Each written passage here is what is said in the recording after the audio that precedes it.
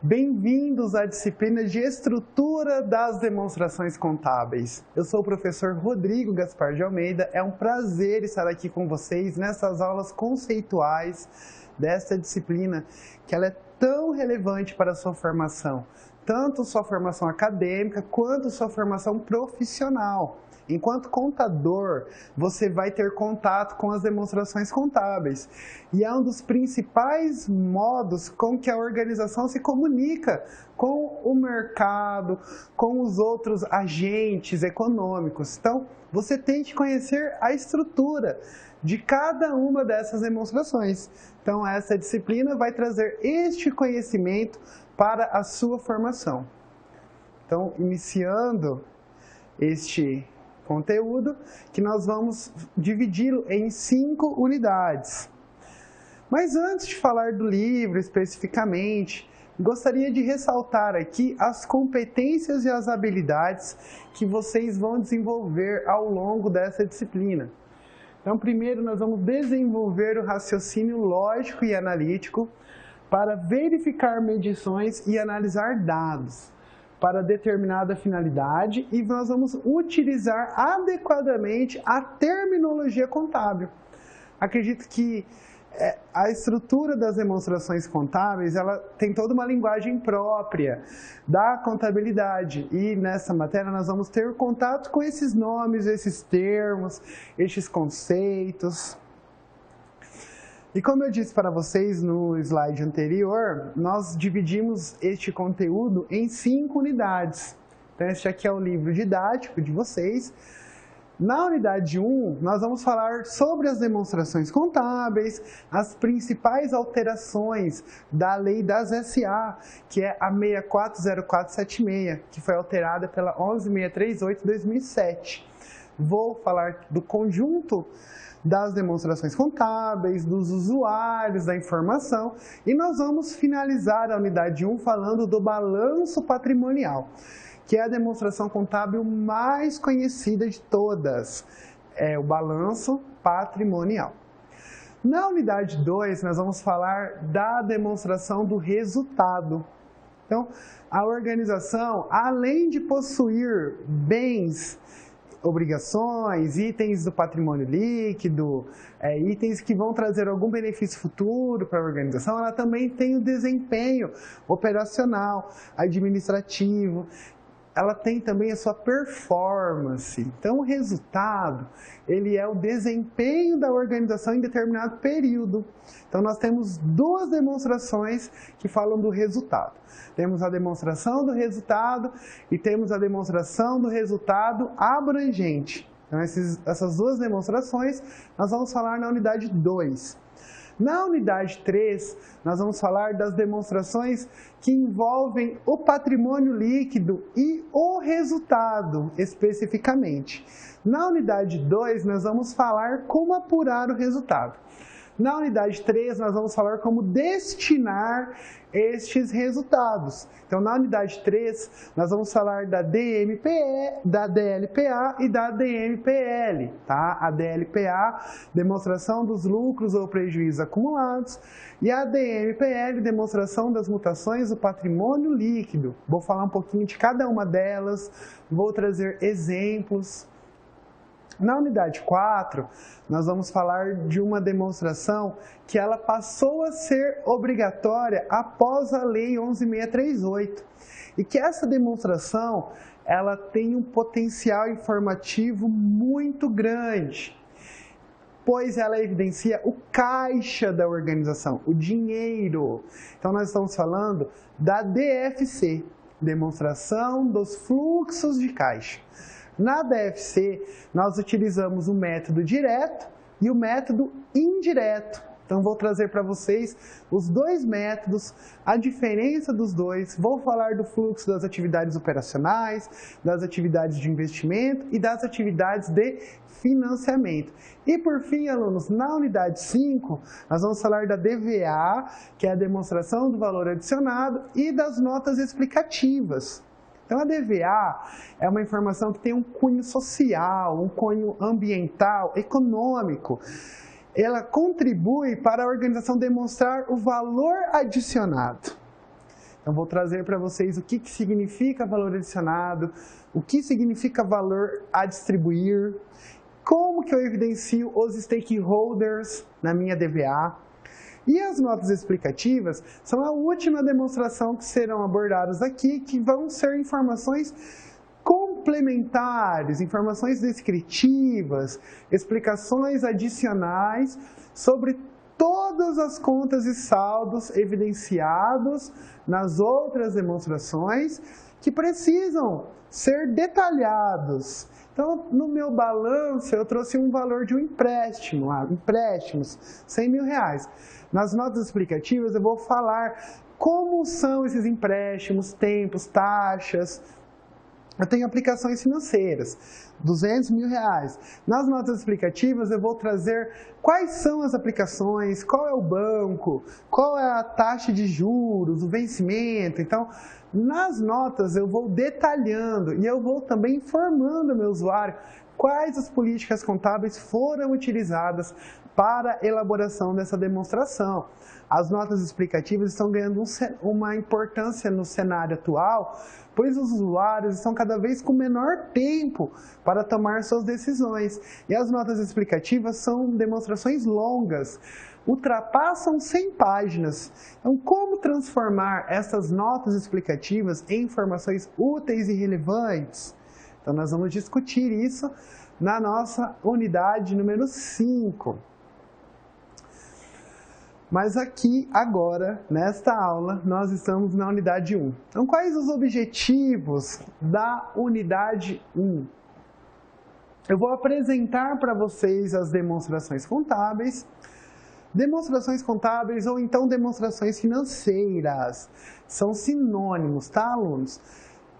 Nas normas falam-se em demonstrações financeiras. Eu acho mais adequado nós chamarmos demonstrações contábeis, mas temos os dois conceitos, tá bom? Para você saber. Nós vamos comparar a Lei 640476 com a Lei 11638 de 2007. Nós vamos conhecer o balanço patrimonial, que é, como eu disse para vocês, a principal demonstração contábil. Todo mundo conhece, né, o balanço patrimonial. Nós vamos compreender a estrutura e nós vamos conhecer um modelo de balanço patrimonial. Para tornar essa aula um pouco mais interessante, um pouco mais atrativa, separei para vocês uma citação. Acredito que um dos autores mais renomados, assim, dentre todos os autores, este se destaca. É o Antônio Lopes de Sá. O Antônio Lopes de Sá, ele foi um dos primeiros autores aqui da contabilidade brasileira. Sua obra é muito conhecida. E o Sá, né, como nós chamamos ele, o Sá, ele disse uma frase que ela tem tudo a ver com a nossa disciplina. E eu trouxe ela para você conhecer, então, essa frase. O tornar evidente um fenômeno ou conjunto deles é demonstrar. Então, nós estamos falando aqui, ó, demonstrações contábeis. O que é uma demonstração? Quando você faz uma demonstração de alguma coisa. Você está vendo, né? O que alguém está te mostrando, alguém está te contando. Quando nós falamos em demonstrações contábeis, nós estamos falando, então, do que ocorreu na organização naquele período. É como se fosse um relatório que eu vou divulgar para a sociedade, prestando contas, a administração prestando contas do que ocorreu ali. Então, nós falamos na palavrinha evidenciação. Então, quando nós divulgamos alguma demonstração, nós falamos em evidenciação. Então, por isso que o Sá trouxe aqui que evidenciar, né, demonstrar, é tornar evidente, tá? Um conjunto ou um fenômeno. Então, com base nessa frase, vamos falar das demonstrações contábeis. Então, qual é o papel da informação na tomada de decisão? Existem leis acerca das demonstrações contábeis, então eu tenho uma legislação. Como que eu comparo informações de diferentes organizações? Então eu tenho indústria, eu tenho prestadora de serviço, eu tenho banco. Como que eu comparo todas essas empresas? Será que o caixa que eu tenho numa organização de alimentos, é o mesmo caixa que eu tenho numa prestadora de serviço, banco, né? O estoque imobilizado, passivos. Então, como que eu comparo informações diferentes, né? Se eu quero começar pelo caixa, se eu quero começar pelo passivo, como pode isso, né? Como que funciona essa questão? E como que eu vou identificar os critérios que a organização aplicou para classificar esses itens? Bom, alunos, essas perguntas, né, elas são assim, perguntas bem ambiciosas de serem respondidas, digamos assim, mas todas elas são o embasamento da nossa disciplina, tá? Então, a informação, ela é primordial. Então, qual é o papel? O papel é fundamental. A organização que ela tem informações úteis, informações relevantes, tempestivas, ela consegue demonstrar para a sociedade, para os stakeholders, como foi a sua atuação. Vamos imaginar assim, você é um investidor e você quer investir o seu capital em alguma organização. Qual critério que você vai utilizar para investir esse capital? Talvez você pode pegar o balanço e analisar, olha, essa empresa, ela está melhor estruturada, ela tem uma composição boa aqui de bens, as dívidas estão distribuídas ao longo do tempo. E eu posso pegar uma outra organização e eu verificar que ela possui muitas dívidas, que ela está com o seu fluxo de caixa comprometido. Então, não tem uma escolha no escuro, né? Um tiro no escuro, quando nós temos informação. Tá? A informação ela serve para subsidiar, então assessorar o tomador de decisão. E nós temos, alunos, né, muitas leis, tá? Não são poucas, não, são muitas leis que falam sobre a estrutura das demonstrações. Então, vista a importância dessas demonstrações, quem que acessa essas demonstrações, né? Quem são os usuários? Eu vou trazer para você ao longo desta aula, mas eu já vou aqui adiantar um pouquinho. São usuários externos, fora da organização. Então, quem está fora da organização não tem acesso a informações detalhadas e eles ficam reféns do que a organização vai divulgar. Então, por este motivo, que tem que ter uma lei, tem que ter uma exigência. Então, as demonstrações contábeis, elas são o conjunto mínimo necessário de informação que os órgãos reguladores se reuniram e identificaram como as básicas que têm que ser divulgadas pela empresa, tá bom? Bom, vai ficar mais claro para vocês ao longo do tempo. Então, devido a essa padronização, né, essa lei, essa estrutura comum, é que eu consigo comparar informações diferentes, eu consigo comparar empresas diferentes, consigo comparar uma mesma empresa com desempenhos anteriores. E uma das características das demonstrações contábeis é apresentar informação comparativa. Então, sempre a informação desse ano com pelo menos a informação do ano anterior. Então, por este motivo que eu consigo também comparar os desempenhos. Bom, então, para você saber um pouco mais sobre as demonstrações contábeis, eu acredito que nós temos que começar, né, pela definição. Então, no livro didático de vocês, na página 16, né, então, demonstrações financeiras ou demonstrações contábeis representam os relatórios desenvolvidos por meio da escrituração contábil. Alunos, essa parte aqui é a essência dessa citação. As demonstrações contábeis, elas vão ser relatórios que vão representar tudo o que aconteceu numa organização. de um período específico. Vamos imaginar que você é uma indústria, você produz camisetas. Então, tudo que você teve de compra de matéria-prima, pagamento de mão de obra, compra de máquinas, compra de gasolina para o veículo que entrega o produto, tudo, mas tudo mesmo que ocorreu na organização, ele vai ser efetuado a escrituração contábil, né? Os lançamentos contábeis, livros razões, todos os registros contábeis. Então, a partir disso, eu pego esses registros e eu transformo nas demonstrações. Então, percebam que as demonstrações são relatórios sintéticos, né? Então, eu não vou trazer todas as transações que ocorreram, eu vou trazer apenas o valor final das contas. Então, no meu caixa, eu não vou trazer todas as transações que entrou ou saiu dinheiro do caixa. Eu vou trazer somente o valor final do caixa. O meu estoque, lá no meu balanço, só vai ter o valor do estoque, não vai ter a composição. Se o meu usuário quiser essa informação, ele vai nas notas explicativas. Mas o balanço, gente, é uma página que vai mostrar tudo o que aconteceu na organização. Então, percebam que o contador ele tem que ter um poder aqui de síntese, tem que ter uma organização. Então, se eu tenho o meu processo de escrituração, débito e crédito errado, as minhas demonstrações também vão estar comprometidas. Então, por isso que tem todo um processo anterior à elaboração das demonstrações. As demonstrações é como se fosse a parte final, que você vai divulgar para o mercado, vai divulgar para os acionistas, vai divulgar para quem tiver interesse na informação.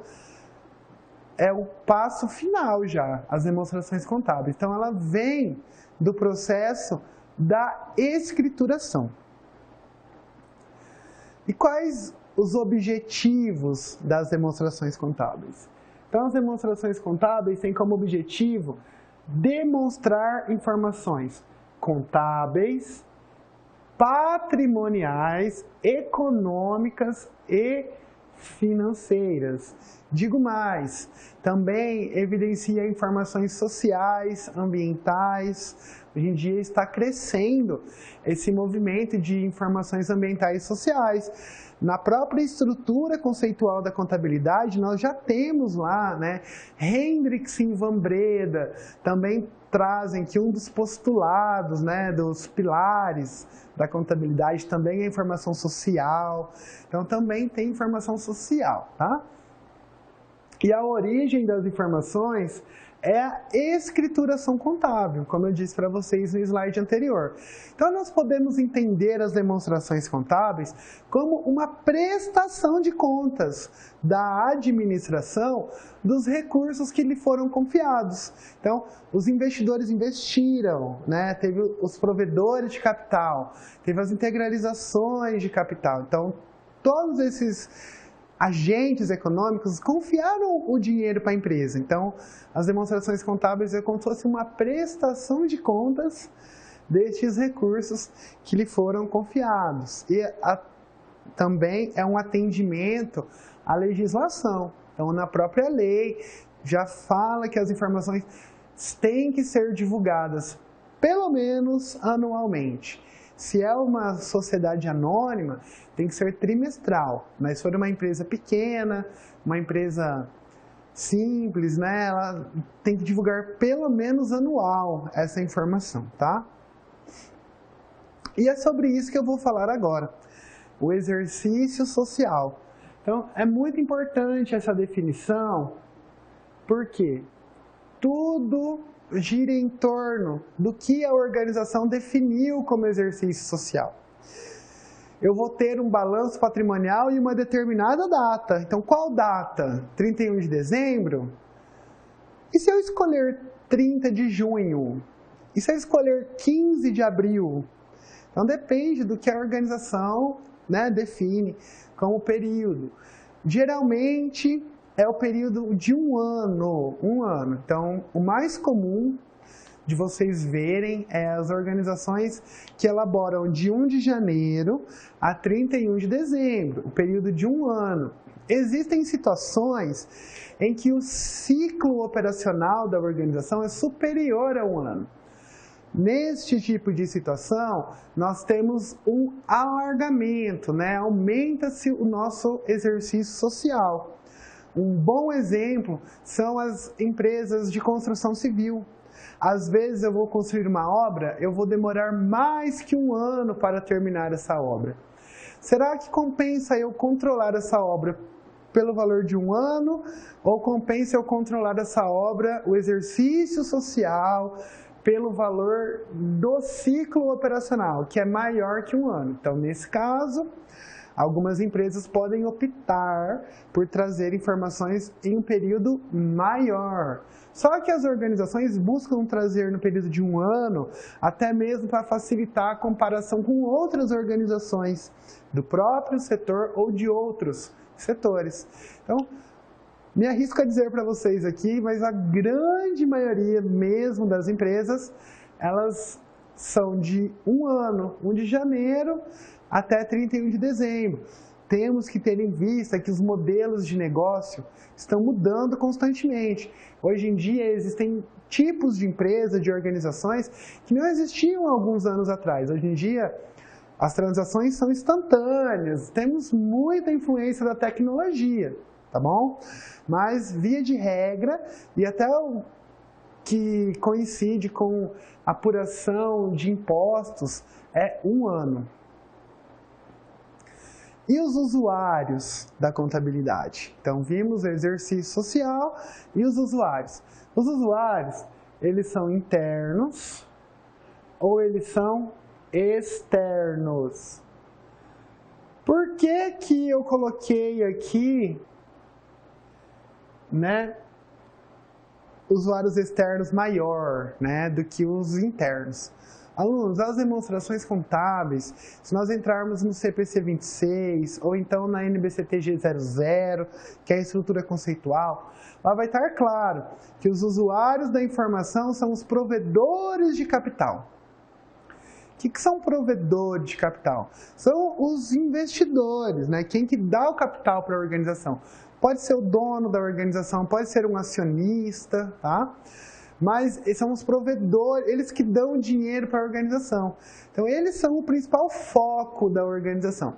Os usuários externos. Por quê? Porque o usuário interno, dentro da organização, esse usuário ele tem acesso a informações detalhadas. Se eu quero saber o valor de duplicatas a pagar, se eu sou usuário interno, eu trabalho dentro da organização, eu consigo pegar todas as duplicatas. Agora, já se eu sou um usuário externo, fora da organização, eu fico refém do que a organização vai divulgar. Então, por esse motivo que as demonstrações contábeis são voltadas para os usuários externos, quem está fora da organização. E por isso que existe tanta lei, por isso que existe tanta norma, tanta regra, porque senão a empresa iria divulgar o que ela bem entendesse. Imagina se a empresa teve um prejuízo e ela fala assim, esse ano eu não vou divulgar nada, não quero divulgar. Ela poderia ter esse comportamento, mas existe uma lei que força a empresa a divulgar essa informação. Então, essa lei que força, né, a empresa a divulgar é o que nós chamamos das normas contábeis, de normas brasileiras de contabilidade. Temos também a lei das SAs. Então, na lei fala que as organizações têm que divulgar as informações pelo menos anualmente. Neste quadro, eu trouxe exemplos de usuários internos e externos, para ficar mais claro a sua assimilação. Então, os empregados, diretores, encarregados de produção, encarregados de venda, eles são usuários internos, dentro da organização. Então, o que eles querem saber, né? Fluxo de caixa, desempenho e rentabilidade, desempenho por região. Então, qual foi a região que eu vendi mais? Qual produto eu vendi mais? Qual o preço que eu ganhei, que eu estipulei para vender aquele produto naquela região? Qual o lucro que eu ganhei na venda desse produto? Então, o usuário interno tem mais essa necessidade informacional, uma necessidade gerencial. Já os usuários externos, eles estão fora da organização. Eles não têm acesso às informações detalhadas. Então, são os bancos ou instituições financeiras, o governo, acionistas, cotistas ou minoritários, e temos também sindicatos. O que eles querem saber? Capacidade de pagamento da empresa, geração de caixa, lucro, retorno sobre o capital investido, fluxo de caixa futuro. Então percebam, alunos, que são informações, digamos, básicas, né, que os usuários externos têm interesse em saber. Qual é o lucro da organização? Qual a capacidade da organização pagar as contas, né? Qual o fluxo de caixa futuro que a organização estima? Mas percebam também que se não houvesse uma lei forçando as organizações a divulgarem essa informação, elas simplesmente poderiam reter as informações, não iriam divulgar. Então, para não prejudicar os investidores, para não prejudicar os usuários externos da organização, então há uma lei que fala que as organizações têm que divulgar. Tá? Então é isso que nós vamos ver nessa disciplina. Quais informações a organização tem que divulgar? Como ela divulga? Para que serve essa divulgação? Então por isso que o foco da nossa disciplina são os usuários externos, tá bom? Porque o usuário interno, dentro da organização, não tem necessidade. Por que eu vou olhar uma demonstração, sendo que eu tenho as informações ali, ó, no seu estado bruto, eu posso trabalhar com as informações, eu posso fazer a informação que eu quiser. Já o usuário externo, não. Ele fica refém da minha divulgação. Neste trecho da aula, alunos, eu vou fazer uma comparação das duas principais leis que regulamentam a estrutura das demonstrações contábeis, que é a Lei 640476, mais conhecida como Lei das SAs, e a Lei 11.638/2007.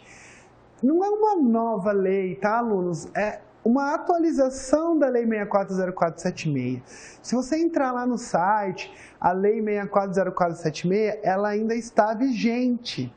Ela só foi alterada pela 11.638, mas essa alteração proposta pela Lei 11.638 mudou radicalmente a estrutura das demonstrações. Então, por isso que essa atualização é tão importante. Essa atualização inseriu o Brasil no movimento de normas internacionais de contabilidade. Então, a Lei 11.638, ela trouxe uma modernidade para a Lei 640476. Então, agora eu trouxe um quadro comparando as duas, tanto a Lei 6404 quanto a Lei 11.638. Então, como era antes, como passou a ser com a publicação da 11.638. Lembrando que a 640476, ela é vigente, tá? Ela é vigente. Ela só foi alterada, então incluíram alguns trechos na lei, mas ela é vigente até hoje, tá? Então, antes, nós tínhamos a DOAR, que é uma demonstração chamada Demonstração das Origens e Aplicações de Recursos. A DOAR não existe mais. A DOAR passou a ser a DFC, Demonstração dos Fluxos de Caixa. Nós vamos ver na unidade 4 a DFC. Na Lei 6404, né, antes, a DVA era voluntária. Com a publicação da Lei 11.638, se é uma sociedade anônima, a DVA ela é obrigatória, tá? Antes, eu poderia ter aumentos ou diminuições na conta reserva de reavaliação. Agora, eu tenho uma conta chamada ajuste de avaliação patrimonial. Antes, o meu ativo permanente era dividido em investimento, ativo imobilizado e diferido. Após a publicação da 11.638, não existe mais o ativo permanente. Agora, ele passou a se chamar não circulante, mas ele é dividido em investimentos, imobilizado e intangível.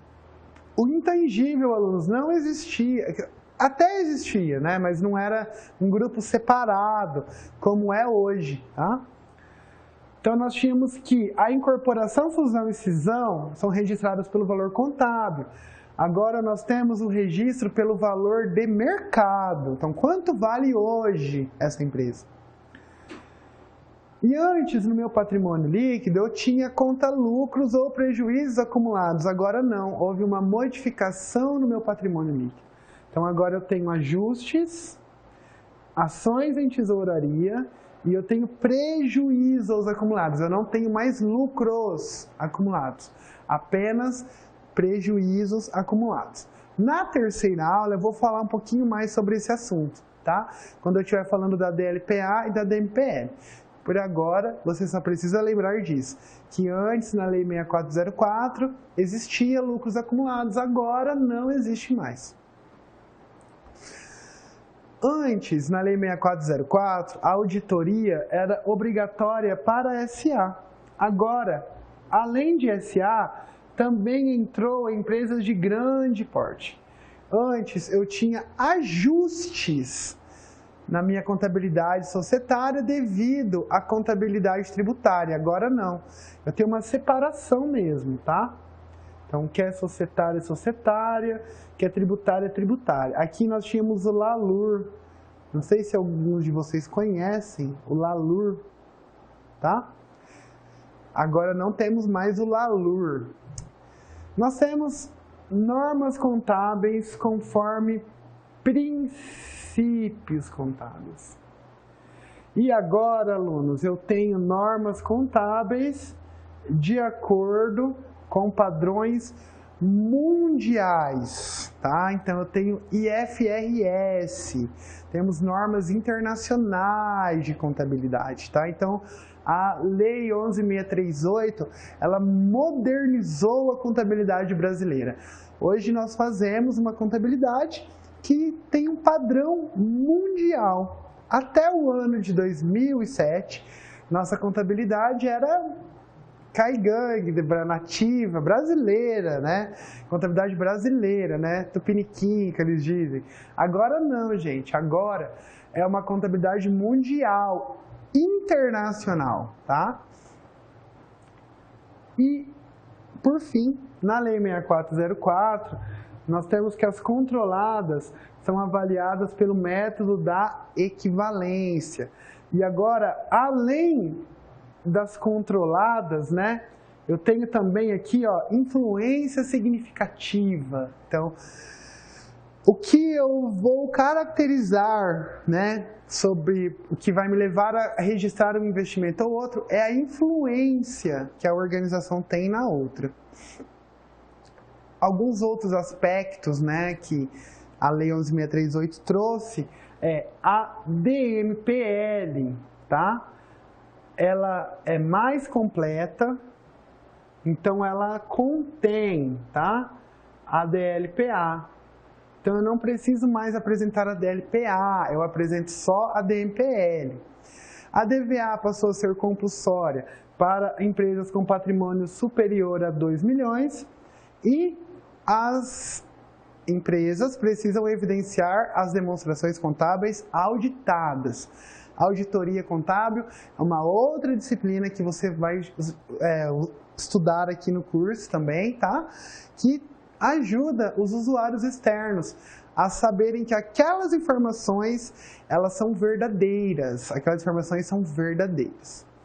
Aqui nesse slide eu trouxe o conjunto das demonstrações, tá? Então, quando eu falo demonstrações, eu estou falando em balanço patrimonial, demonstração do resultado, resultado abrangente, DLPA, demonstração dos lucros ou prejuízos acumulados, DMPL, demonstração das mutações do patrimônio líquido, DFC, demonstração dos fluxos de caixa, DVA, demonstração do valor adicionado e as notas explicativas ao longo das aulas. Vou trazer para vocês todas essas demonstrações.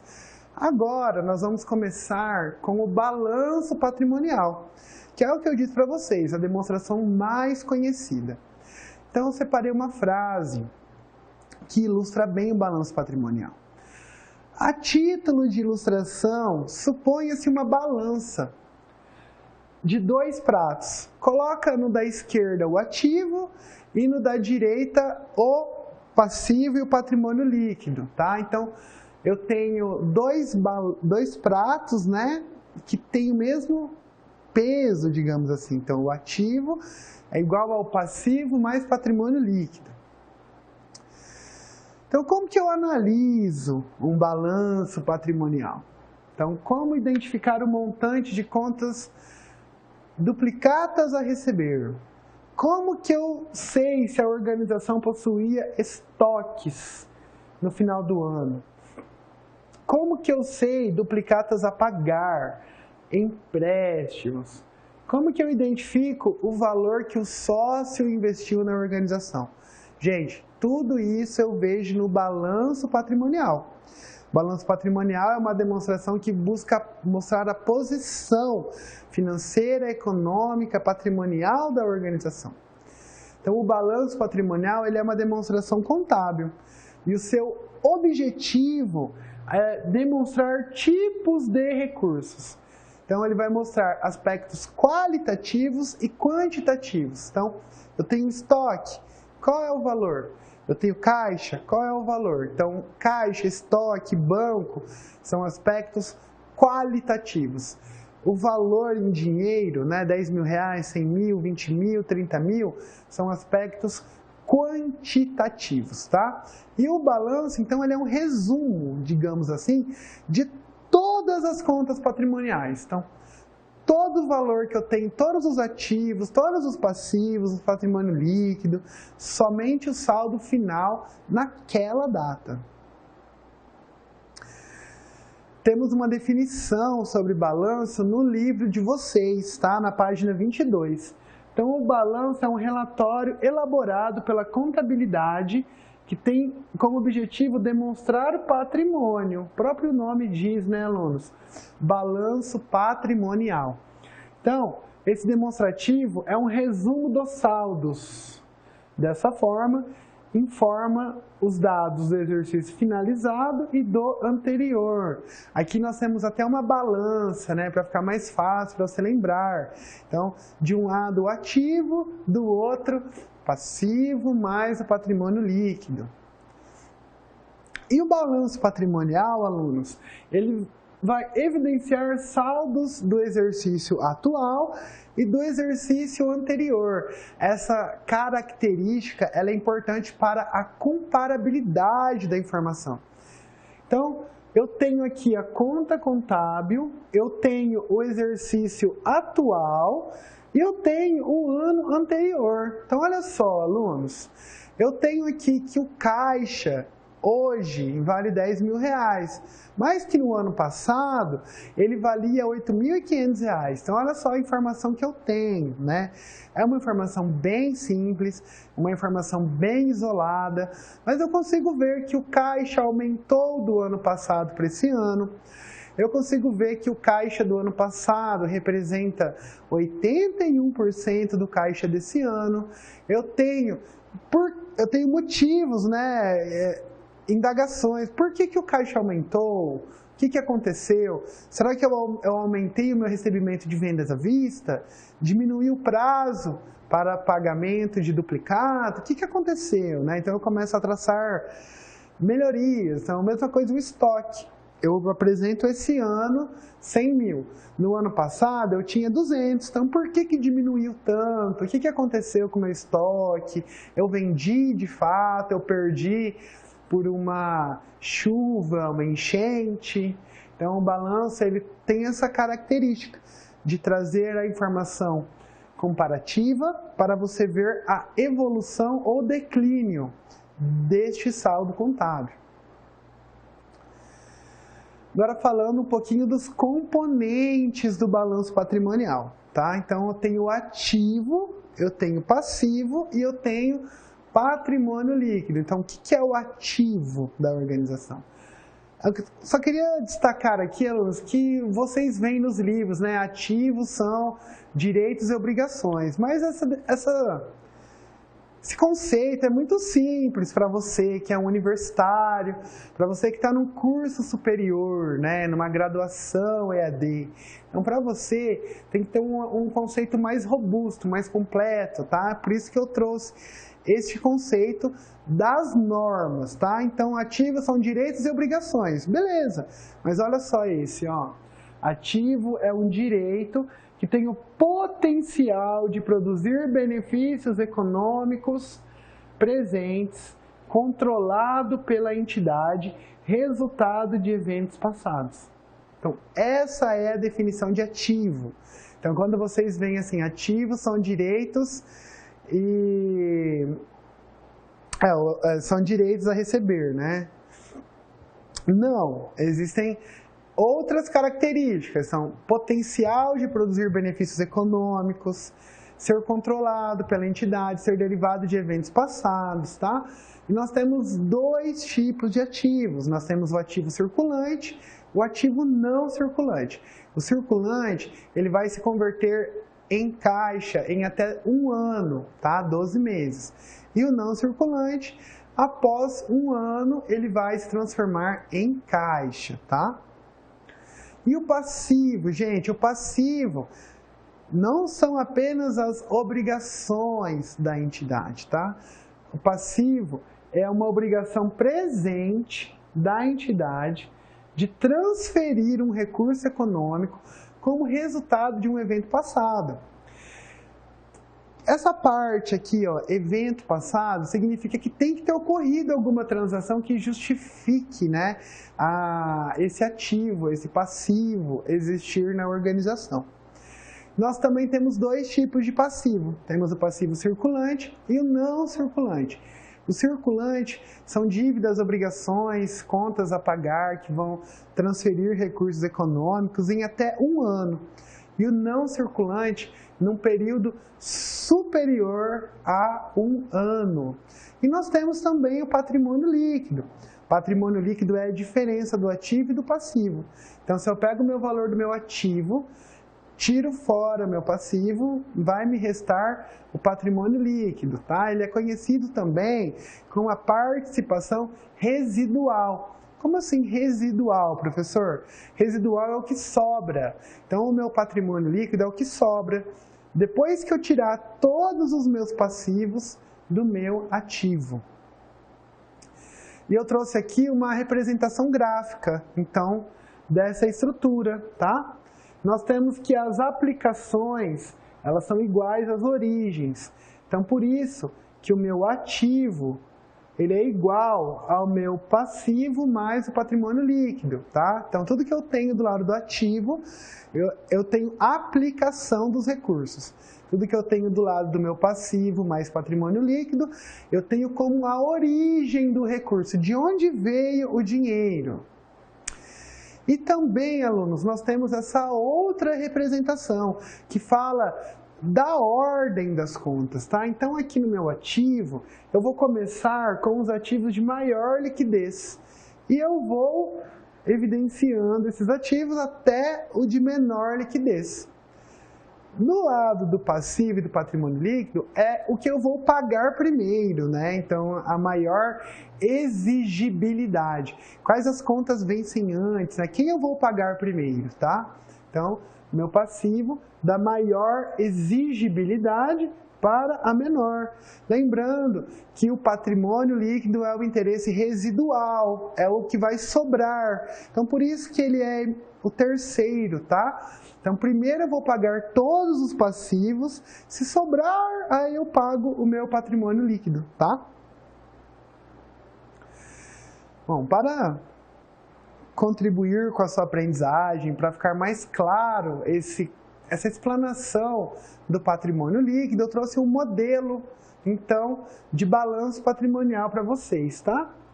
Então, aqui nós sempre vamos começar pelo título, cabeçalho, né? É cabeçalho, nas normas chama cabeçalho da demonstração. Então, Comércio Imóveis Souza, né? Um exemplo, né? Findo em 31/12. Essa parte aqui é muito importante, alunos. Quando eu digo assim, ó, término em ou fim do em significa que o balanço é naquele dia, naquela data. Se for um dia antes ou um dia depois, já não vale mais aquela informação. Aquela informação é naquele dia, naquela data, tá? Então, primeiro nós vamos do ativo. Então, eu tenho o ativo de 847,366. O que significa isso? Significa que eu também vou ter um passivo mais patrimônio líquido deste mesmo valor. Será que nós vamos encontrar?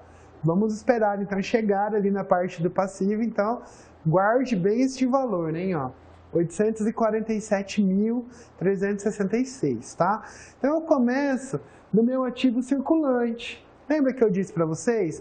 O que vai entrar o dinheiro primeiro, o que vai se converter em caixa primeiro, e os ativos que vão demorar mais vão sendo evidenciados após. Então, o primeiro de todos é o caixa, né? O caixa, ele já é caixa, né?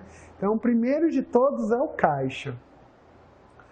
Aí nós temos aqui banco contra movimento.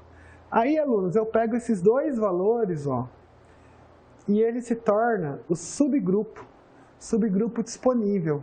Então, olha, o que eu tenho de caixa e o que eu tenho de banco, ele vira disponível, tá? Temos também valores a receber, estoques, aí eu vou colocando aqui o valor de cada um. Então, lembrando a vocês, ó, 31/12/2016, se for para outro ano, outro dia, já é outro valor, tá? Aquele valor é naquela data.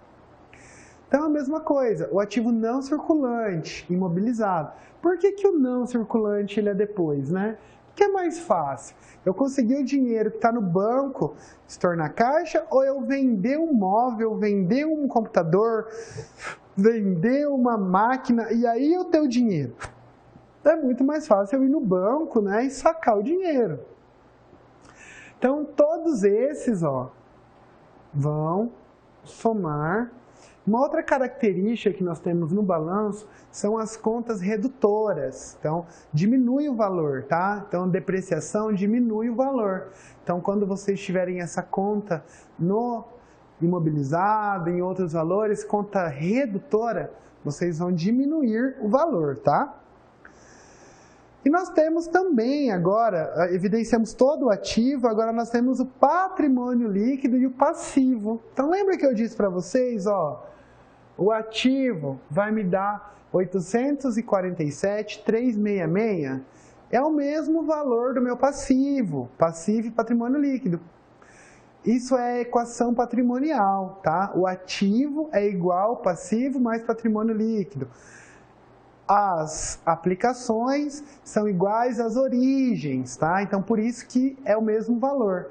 Então, eu vou demonstrando, ó, passivo circulante, então fornecedores, né? Totalizo aqui. Aí, isso aqui, ó, obrigações trabalhistas. Aí, aqui a empresa usa o plano de contas dela, né? Para elaborar o balanço patrimonial, tá? Então, vou ter o valor, né? O passivo 0. Não circulante, e eu tenho também o patrimônio líquido, tá? Então, capital social, lucros ou prejuízos acumulados, tá? Então, tem o valor, se eu somar todos os montantes, eu vou ter 847. Então, se eu tenho meu ativo igual passivo mais patrimônio líquido, quer dizer que o balanço fechou, né? Quando nós falamos, bateu o meu balanço. Ficamos tão felizes, né? Quando bate o balanço.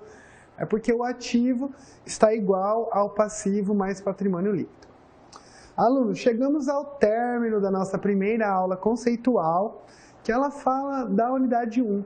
Então, eu disse para vocês o que são demonstrações contábeis, trouxe as principais alterações da Lei 640476, introduzidas pela 11.638/2007, falei para vocês do balanço patrimonial, o que é um balanço patrimonial, quais os itens, né, que compõem o balanço patrimonial, falei dos ativos, os passivos, o patrimônio líquido, falei da estrutura, então falei que o total da aplicação é o total da origem, que o ativo é igual ao passivo mais patrimônio líquido, que o patrimônio líquido é o ativo menos o passivo, que é a mesma coisa, né? Só mudei os sinais.